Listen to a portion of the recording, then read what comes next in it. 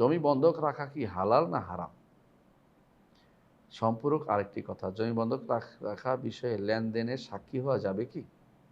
ভাই, জমি বন্ধক রাখার ক্ষেত্রে মতভেদ আছে।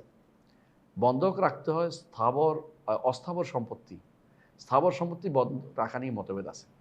তারপরেও বন্ধক রাখা যাবে, কোনো কোনো মতে রাখা যাবে। শর্ত হচ্ছে এটা, যিনি বন্ধক রেখেছেন তার থেকে এটা নিয়ে ব্যবহার করতে পারবেন না। যদি বন্ধক যিনি নিয়েছেন, মানে টাকা দিয়ে এটা বন্ধক নিয়ে রাখতে, উনি ব্যবহার করেন, তাহলে সুদ হয়ে যাবে। কারণ কুল্লু কারদিন জাররা নাফআন ফাহুয়া রিবা।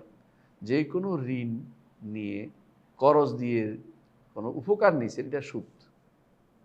যে কোনো কাউকে করজ দিচ্ছেন, এরপর উপকার নিয়েছেন, এটা সুদ হয়ে যাবে। আবু হানিফা রহমতুল্লাহর একটা ঘটনা বলি। তিনি ছাত্রদের পড়াতেন তো আপনি জানেন। একবার এক ছাত্রের বাবা মারা গেছে। তিনি তার জানাজায় গিয়েছেন। ছাত্রের বাবার জানাজায় গিয়েছেন। জানাজা যাওয়ার পরে তিনি ঘরে ঢুকেন না। কারণ কি? কারণ যদি তিনি রোদের মধ্যে দাঁড়িয়ে আছেন, জানাজা আসলে জানাজা অংশগ্রহণ করবেন। ঘরে ঢুকছেন না কেন? কারণ স্ত্রী যে আলাদা হয়ে যায়, তারা তো একটা ভালো কাজ করেছে, এর বিপরীত যদি কোনো আমি কিছু নেই, না জানি এটা সুদ হয়ে যায় কিনা। কত কঠিন ছিলেন তাদের তাকওয়া, একটু চিন্তা করে দেখেন।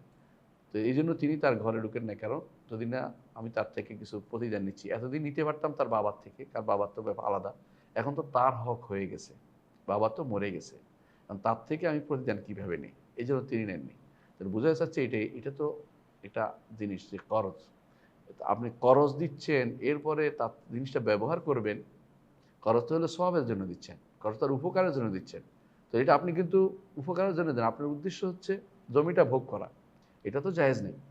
রাসূলুল্লাহ সাল্লাল্লাহু আলাইহি ওয়াসাল্লাম নিষেধ করেছেন যে যিনি বন্ধক নিবেন, তিনি যেন তার বন্ধকদাতা থেকে তার বন্ধকদাতাকে জমিতে ব্যবহার করতে নিষেধ না করে, স্পষ্ট আসছে। তাহলে বোঝা গেল আপনি এটা করতে পারবেন না।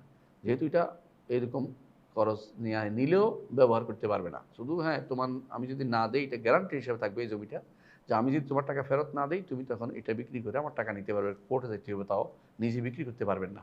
এটা হুকুমা, মানে যেটা রাষ্ট্রীয়ভাবে সিদ্ধান্ত নিয়ে আসতে হবে। এই জন্য জমি বন্ধক দিয়ে ব্যবহার করা বৈধতা নেই।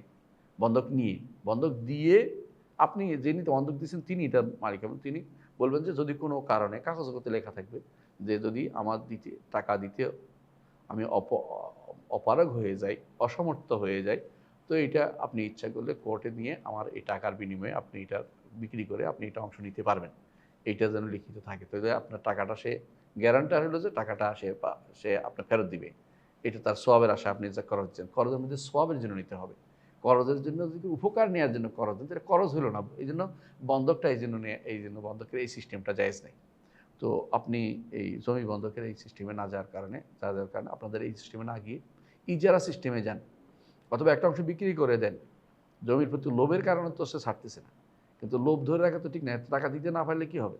আর যদি আল্লাহ তাকে এমনও হতে পারে যে সে বিক্রি করে দিচ্ছে হালালে চলার জন্য, পরবর্তীতে টাকা হয়েছে অন্যখানে আরও ভালো জায়গা কিনেছে, তো এতে সমস্যা নেই আপনার। এই জন্য জমি বন্ধক দেওয়ার এই সিস্টেমে, যেটাতে বন্ধক গ্রহীতা ব্যবহার করে, এটা বৈধতা নেই। তো যদি এরকম অবস্থা আপনি জানেন যে বন্ধক গ্রহীতা এটা ব্যবহার করবে, আপনি সাক্ষ্য হওয়া জায়েজ নেই। হারাম কাজে সাক্ষ্য হওয়া জায়েজ নেই। রাসূলুল্লাহ সাল্লাল্লাহু আলাইহি ওয়াসাল্লাম এই জন্য বলেছেন, লা তাশহাদনি আলা যুর, কোনো মিথ্যার উপর আমাকে সাক্ষী বানিও না। যেন হারামের উপরে সাক্ষী বানাতে পারবেন না, সার নিবেন না। কোনো হারাম কাজের উপরে সাক্ষী হওয়াও অপরাধের শামিল হবে। এই জন্য রাসূলুল্লাহ সাল্লাল্লাহু আলাইহি ওয়াসাল্লাম তিনি বলেছেন যে সুদের সাক্ষী যারা হবে তারাও মালুন হবে, অর্থাৎ তারাও জায়েজ নেই। তো হ্যাঁ, শাহিদে ইউকাতে মালুন, অভিশপ্ত হবে। সুতরাং আপনি সাক্ষী হওয়া আপনার জন্য বৈধতা থাকবে না।